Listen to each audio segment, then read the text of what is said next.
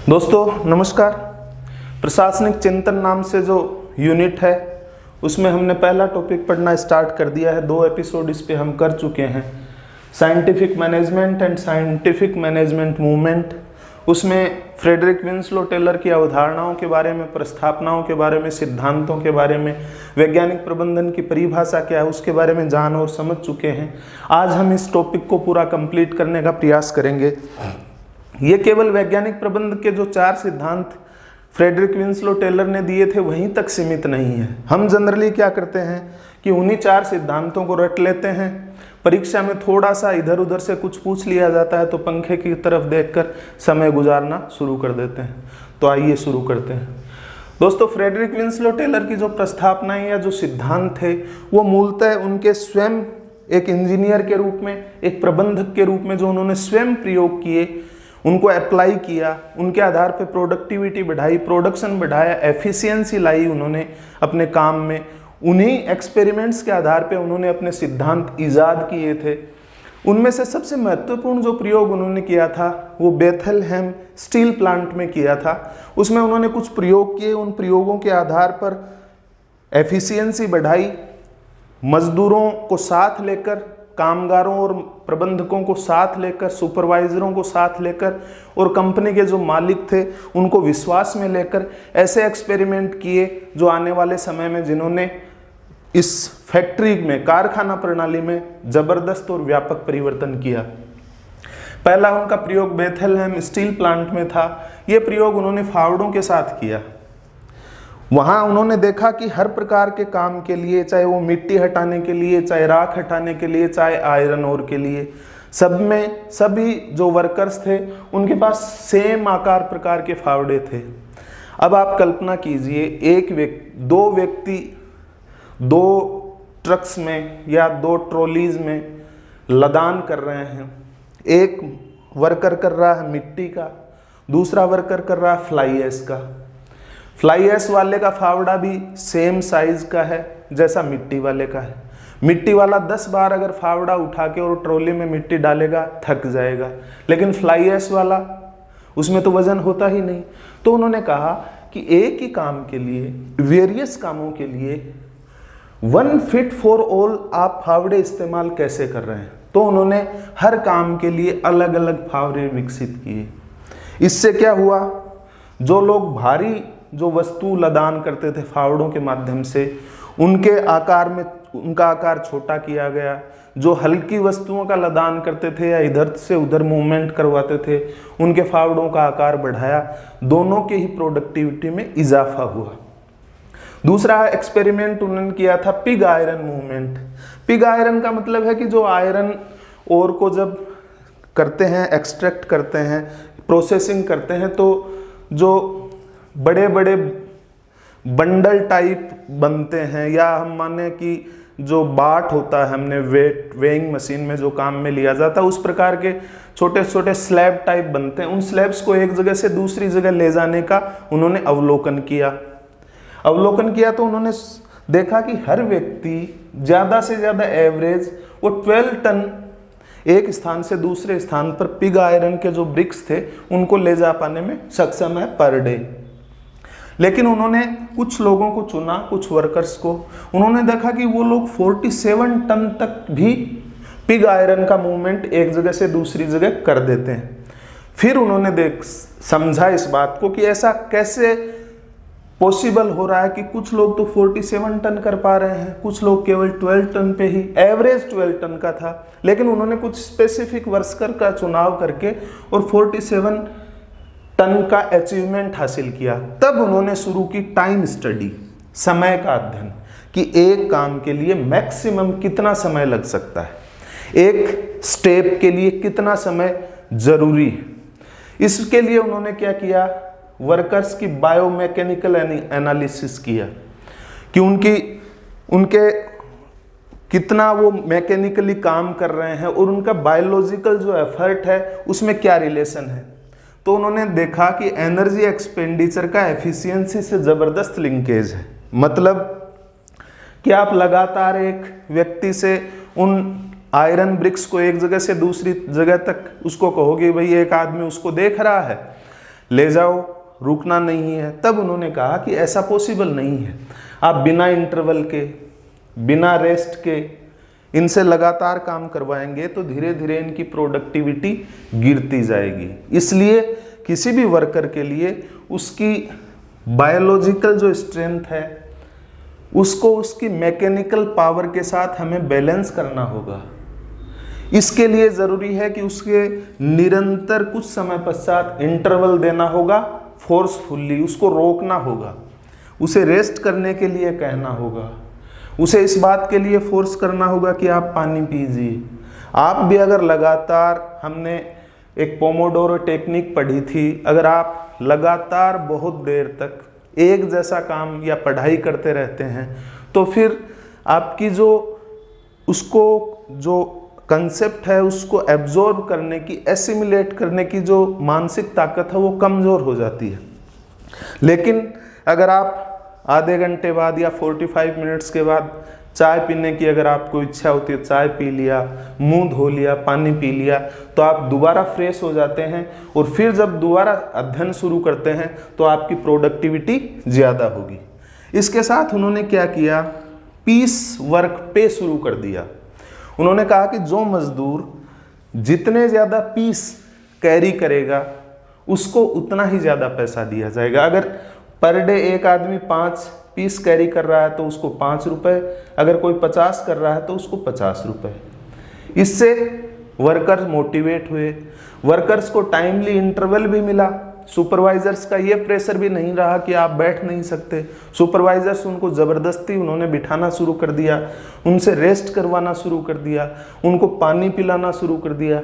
इस तरीके से सुपरवाइजर्स और वर्कर्स के बीच में एक कोऑर्डिनेशन भी डेवलप हुआ और उनको एक मोटिवेशन भी मिला। उनको ये लगने लग गया कि जब मैं बीच बीच में आराम करके काम करता हूँ तो ज़्यादा आयरन पीसेज हैं वो एक जगह से दूसरी जगह कैरी कर पा रहा हूँ और कैरी कर पाने के बदले में मुझे पैसा भी ज़्यादा मिल रहा है।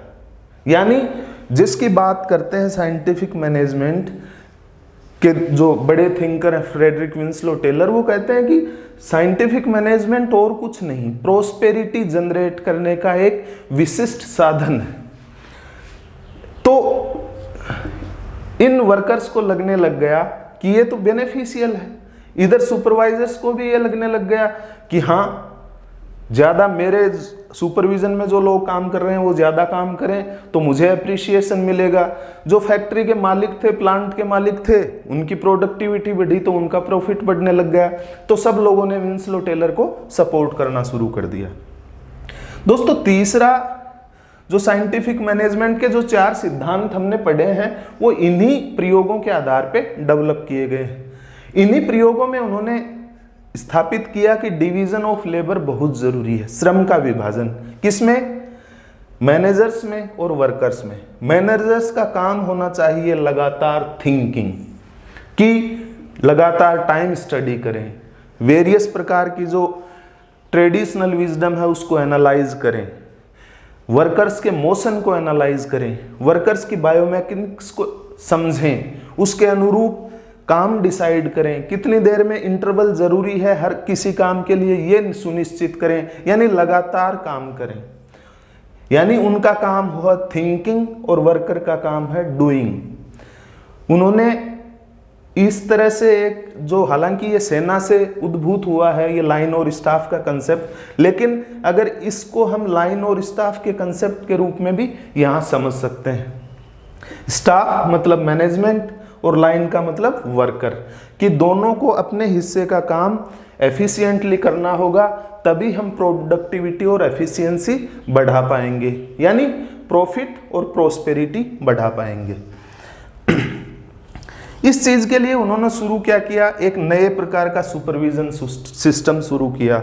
उन्होंने कहा कि काम की प्लानिंग से रिलेटेड जो लोग हैं वो अलग होंगे, एग्जीक्यूशन से रिलेटेड लोग अलग होंगे। इसको उन्होंने नाम दिया फंक्शनल फोरमैनशिप। यानी वर्कर के लेवल पे तो स्पेशलाइजेशन है ही है, लेकिन हमें सुपरवाइजरी लेवल पे भी स्पेशलाइजेशन की ज़रूरी है कि प्लानिंग से रिलेटेड कितना टाइम लगना चाहिए, इस प्रकार का एनालिसिस करने के लिए कुछ अलग 4 लोग होंगे। और जो इसका डे टू डे एक्टिविटीज को नोटिस करने वाले, उनमें सपोर्ट करने वाले सुपरवाइजर अलग होंगे। तो उन्होंने 8 प्रकार के सुपरवाइजरों की परिकल्पना की, उसका एप्लीकेशन किया और इसी को उन्होंने कहा फंक्शनल फोरमैनशिप का, प्रकार्यात्मक फोरमैनशिप। इसमें 4 जो सुपरवाइजर थे वो प्लानिंग से संबंधित थे और 4 सुपरवाइजर थे वो एग्जीक्यूशन से रिलेटेड थे। दोस्तों, फ्रेडरिक विंसलो टेलर ने इन प्रयोगों के माध्यम से ये स्थापित किया कि मनी या पैसा एक मोटिवेटर का काम करता है और इसी अवधारणा के आधार पे उन्होंने विकसित किया पीस मील पे सिस्टम। इस पे सिस्टम ने बहुत मोटिवेट किया और जब ये सारी चीज़ें जब हो गई कि डिवीज़न ऑफ लेबर भी हो गया और सुपरवाइजरी लेवल पे भी डिवीज़न ऑफ वर्क कर दिया गया, तो ये जो वर्कर हैं ये प्रबंध के साथ, सुपरवाइजर्स के साथ आपस में इनका सहयोग और समन्वय स्थापित होना शुरू हो गया और इसी को कहा जाता है mental revolution. Frederick Winslow Taylor का मूलभूत जो फोकस है वो है कि हमें मेंटल रिवॉल्यूशन लाना है, मानसिक क्रांति की स्थापना करनी है। कैसे? थ्रू रीअरेंजमेंट ऑफ रिलेशंस, कि हमें मैनेजमेंट और वर्कर के बीच में जो रिलेशनशिप है उनको रीअरेंज करना होगा और ये रीअरेंजमेंट एक मेंटल रिवॉल्यूशन का काम करेगी और इसमें मैनेजमेंट, वर्कर और एम्प्लॉयर तीनों ही सहभागी होंगे, साझीदार होंगे और तीनों एक दूसरे के बेनिफिट के लिए पूरे तन्मय के साथ, पूरी तन्मयता के साथ काम करेंगे, पूरे कमिटमेंट के साथ काम करेंगे। तो दोस्तों, फ्रेडरिक विंसलो टेलर ने जो अपने सिद्धांत या प्रस्तावनाएं स्थापित की थी वो केवल चिंतन का नतीजा नहीं था, वो प्रयोगों का नतीजा था। तो फ्रेडरिक विंसलो टेलर के बारे में अगर आप इतना कुछ जानते हैं, it is more than sufficient. वैसे किताबों में पढ़ने का कोई विकल्प नहीं है, आप चाहे यूट्यूब पे, चाहे कोचिंग में किसी से सपोर्ट, गाइडलाइन, लेकिन जब तक आप ध्यान से सुनने के पश्चात अगर किताब में स्वाध्याय नहीं करते हैं, सेल्फ स्टडी नहीं करते हैं, तो ये चीज़ें रिटेन नहीं रह पाती हैं। आप एक बार हो सकता है सुनने के बाद आपको हल्का फुल्का कुछ समझ में भी आ जाए, लेकिन वो आपके मस्तिष्क में रिटेंशन नहीं रहेगी उसकी, मतलब आप उसको याद नहीं कर पाएंगे, मतलब वो आपकी स्मृति में नहीं जा पाएगा। मीन्स आप जब उसको समय आने पर रिट्रीव करने की कोशिश करेंगे वो नहीं याद आएगा। दोस्तों, इसी वैज्ञानिक प्रबंध आंदोलन के बारे में हमने अभी तक चर्चा नहीं की थी। तो ये वैज्ञानिक प्रबंधन आंदोलन जो है उसका एसेंस क्या है? दोस्तों, वैज्ञानिक प्रबंध आंदोलन कहा जाता है एक मूवमेंट को जो 1870s में शुरू हुआ था, 1930, 45, 50 तक चला। 1870 की जो वैश्विक परिदृश्य है तो आप उसमें देखेंगे कि वैश्विक स्तर पर साम्राज्यवाद का दौर शुरू हो गया था। जो उपयोगितावाद का जो दर्शन आया यूरोप में, उसने कैपिटलिज्म को बढ़ावा दिया, साम्राज्यवाद शुरू हो गया था। साम्राज्यवाद अपने चरम पर था 1870 के दशक में और उसी साम्राज्यवाद ने ये जो विकसित देश थे उनके कारखानों पे इतना प्रेशर पैदा कर दिया, क्योंकि साम्राज्यवाद के दौर के कारण उनके पास कच्चे माल की कोई कमी नहीं रही और उन पे दबाव था कि ज़्यादा से ज़्यादा प्रोडक्शन करें ताकि कॉलोनीज़ में उस प्रोडक्शन को खपाकर, बेचकर ज़्यादा से ज़्यादा प्रॉफिट हासिल किया जा सके और अपने देश में प्रोस्पेरिटी बढ़ाई जा सके। दोस्तों, आप कॉलोनियलिज्म और जो इम्पीरियलिज्म है उसमें इस बारे में जब आप पढ़ेंगे और साथ में जो इंडस्ट्रियल रिवॉल्यूशन हुआ था, इन तीनों को इंटरकनेक्ट करेंगे तो आप आसानी से वैज्ञानिक प्रबंध आंदोलन को ज़्यादा प्रभावी तरीके से समझ पाने में सक्षम रहेंगे। दोस्तों, वैज्ञानिक प्रबंध आंदोलन का मूलभूत लक्ष्य था one best way of work, काम का श्रेष्ठ तरीका। ये था एलिमिनेशन ऑफ वेस्टेज, कि हर प्रकार के वेस्टेज को, हर प्रकार की बर्बादी को हमें मिनिमाइज करना है। इनका तो लक्ष्य था एलिमिनेट करना है, ना टाइम बर्बाद हो, ना प्रयास बर्बाद हो, मीन्स एफर्ट, और ना रिसोर्सेज बर्बाद हो। इन तीनों टाइम, एफर्ट और रिसोर्सेज की वेस्टेज को एलिमिनेट करना प्रोडक्शन साइकिल में। ये था साइंटिफिक मैनेजमेंट मूवमेंट। दोस्तों साइंटिफिक मैनेजमेंट मूवमेंट था प्रेसाइज मेथड, निश्चित तरीके, किसके लिए? फॉर प्रोडक्टिविटी, उत्पादकता बढ़ाने के लिए श्रेष्ठ तरीके कैसे विकसित किए जाएं, इस बात का चिंतन, इस बात का एप्लीकेशन था scientific management movement. Scientific management movement को कहा जाता है द एफिशिएंसी क्रेज। जैसे क्रेज आता है किसी भी चीज़ का, कभी जीन्स पहनने का, कभी ऊपर कुर्ते लंबे वाले पहनने का, कभी वेरियस प्रकार की जूती पहनने का, कभी कान में कुछ पहनने का। तो ये 1870 के दौर में शुरू हुआ था दक्षता क्रेज कारखानों में। दोस्तों ये दक्षता क्रेज शुरू हुआ था कैपिटलिस्ट कंपटीशन के कारण। 1850 के बाद जो यूरोपीय देश थे और यूएस जो औद्योगिकृत देश थे, वहाँ कैपिटलिज्म, पूंजीवाद का जबरदस्त व्यापक स्तर पर बोलबाला शुरू हुआ और इसी कैपिटलिस्ट मूवमेंट के दौरान कंपटीशन, प्रतिस्पर्धा जबरदस्त बढ़ी। ये प्रतिस्पर्धा बढ़ने के पीछे एक कारण उपनिवेशवाद और साम्राज्यवाद भी था और इस प्रतिस्पर्धा में स्वयं को बचाने के लिए विभिन्न जो कारखाने थे उनमें ये प्रतिस्पर्धा की, जो सबसे कम कॉस्ट पे ज़्यादा से ज़्यादा प्रोडक्शन करेगा, मास लेवल पे प्रोडक्शन करेगा, वही कारखाना सरवाइव कर पाएगा। तो ये सर्वाइवल और फिटेस्ट का कंपटीशन था। दोस्तों इसका मूलभूत उद्देश्य था फैक्ट्री लेवल पे मास प्रोडक्शन मूवमेंट।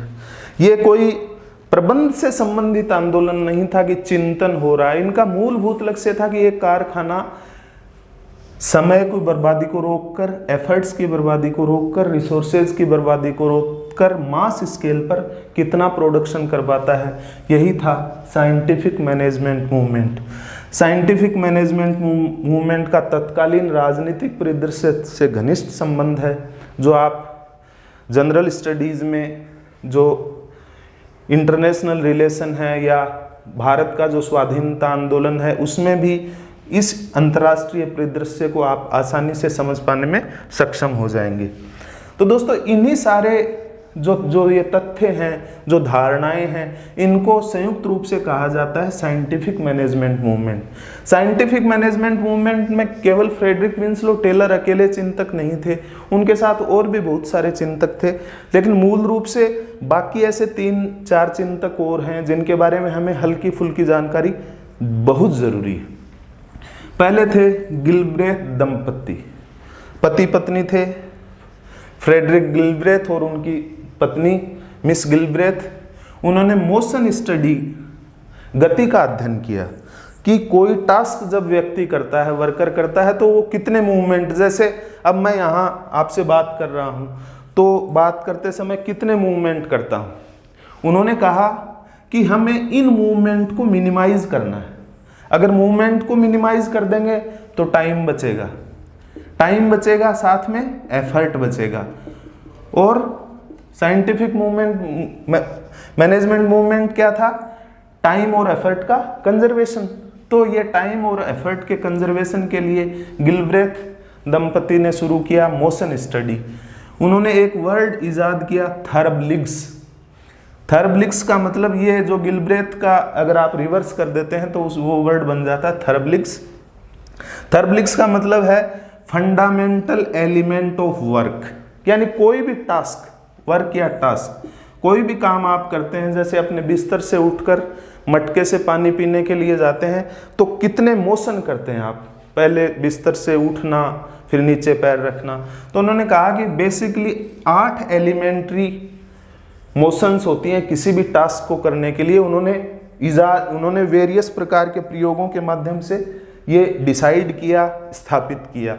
उन्होंने कहा कि हमें इस मोशन स्टडी का मूलभूत लक्ष्य था एलिमिनेशन ऑफ अननेसेसरी मोशन, कि बेवजह के जो मोशन हैं, जो गतियां हैं, जो टास्क के दौरान व्यक्ति करता है, उनको मिनिमाइज करना, एलिमिनेट करना, ताकि टाइम और एफर्ट को कंजर्व किया जा सके। इस मोशन स्टडी ने साइंटिफिक मैनेजमेंट को बहुत ज़्यादा सपोर्ट किया।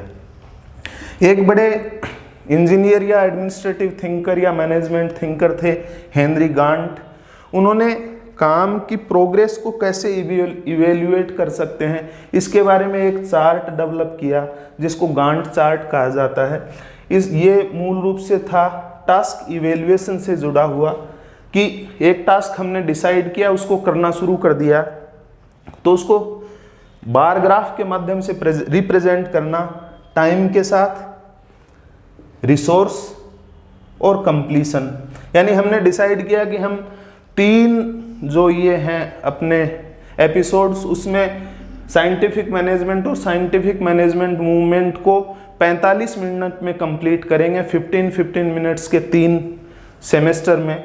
लेकिन फिर हम जब पहला खत्म होने के बाद जब प्रोग्रेस करते हैं कि 12 मिनट में इतना हुआ, इसमें मेरा इतना समय बर्बाद हुआ, या इतना आपकी कॉपी में आपको लिखना पड़ा, या आपका समय आपने निवेश किया, आपने डाटा निवेश किया, और कंप्लीट कितना हुआ, क्या 3 में पूरा कंप्लीट हो गया, अगर आधा टाइम खत्म हो गया तो कितने % कंप्लीशन हुआ।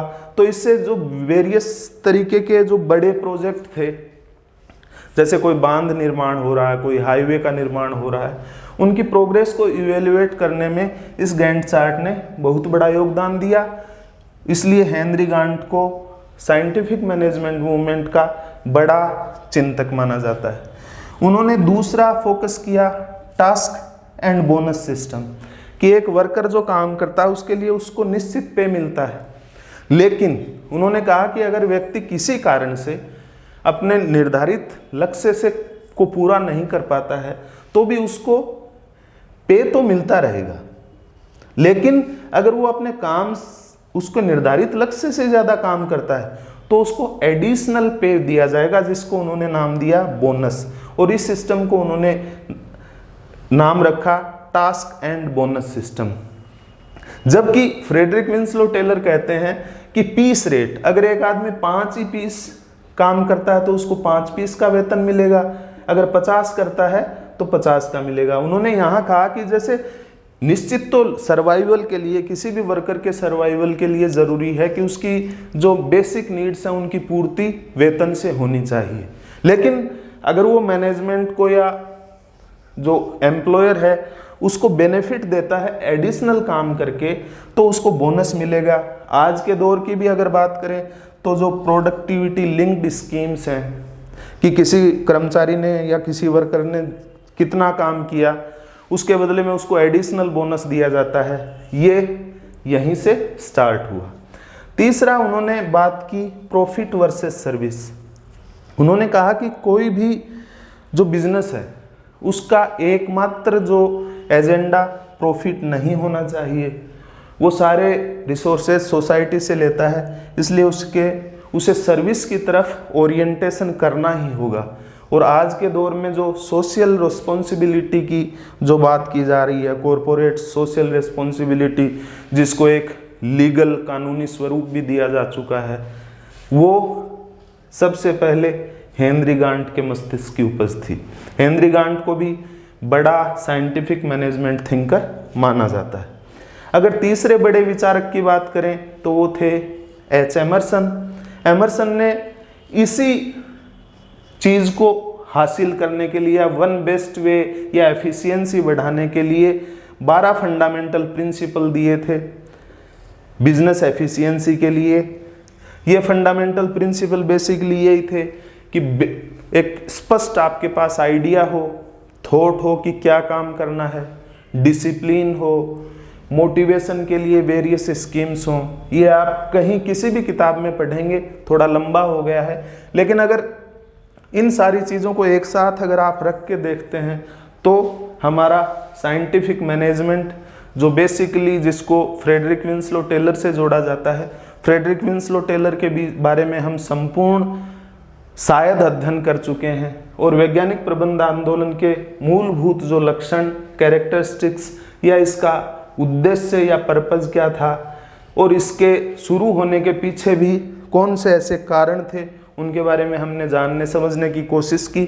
अगले एपिसोड में जब भी बात करेंगे तब केवल हम बात करेंगे कि साइंटिफिक मैनेजमेंट की क्या लिमिटेशंस थी, किस आधार पे इस साइंटिफिक मैनेजमेंट की आलोचना की जाती है।